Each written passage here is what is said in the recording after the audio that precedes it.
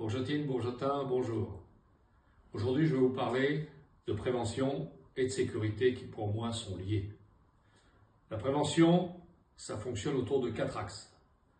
Identifier les risques, définir les objectifs, prioriser les actions, évaluer les résultats. Alors, quand le candidat sortant, M. Borsali, nous dit que la prévention, c'est la création d'un poste de police, je m'interroge. Où est le rapport? Est-ce avec ça qu'on va détourner nos jeunes de la délinquance? Est-ce avec ça qu'on va informer nos aînés des risques liés aux fraudes et aux escroqueries? Ma réponse est non. La prévention est une partie intégrante de la sécurité. À ce titre, la prévention, c'est prévenir nos filles et leurs parents des méfaits de la prostitution des mineurs. C'est prévenir nos jeunes des problèmes consécutifs aux réseaux sociaux et Internet.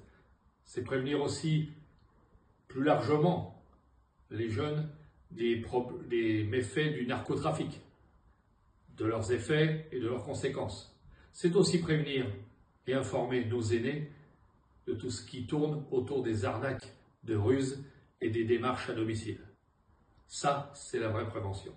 Bref, la prévention, c'est une action globale menée par de vrais professionnels de la sécurité, du social et de la jeunesse. Je suis pour que le service jeunesse travaille main dans la main avec la police municipale. Il faut des échanges, il faut des interventions communes, il faut une vraie complémentarité entre prévention et présence policière. Ensuite, le candidat sortant nous parle de nouveaux horaires et de recrutement miraculeux. Les horaires. Il nous parle de 8h à minuit.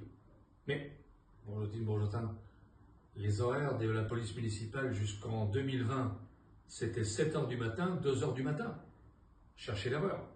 Quant aux effectifs, il nous parle d'augmentation. Mais, aujourd'hui, il y a 7 agents de police municipale et un chef de poste. Jusqu'en 2020, ils étaient 9. Cherchez l'erreur. Pour ce qui me concerne, je suis pour l'augmentation de la présence policière dans nos rues. Pas derrière un écran à faire pleuvoir des PV à distance comme s'ils jouaient à un jeu vidéo. Bref, la prévention, ce n'est pas un bâtiment. Ce sont des femmes et des hommes de terrain qui connaissent leur population, qui travaillent avec elle. Et pendant le mandat qui se termine, c'est tout l'inverse qui a été fait. Voilà pourquoi, si vous me faites confiance, en tant que maire, je garderai la délégation sécurité et prévention.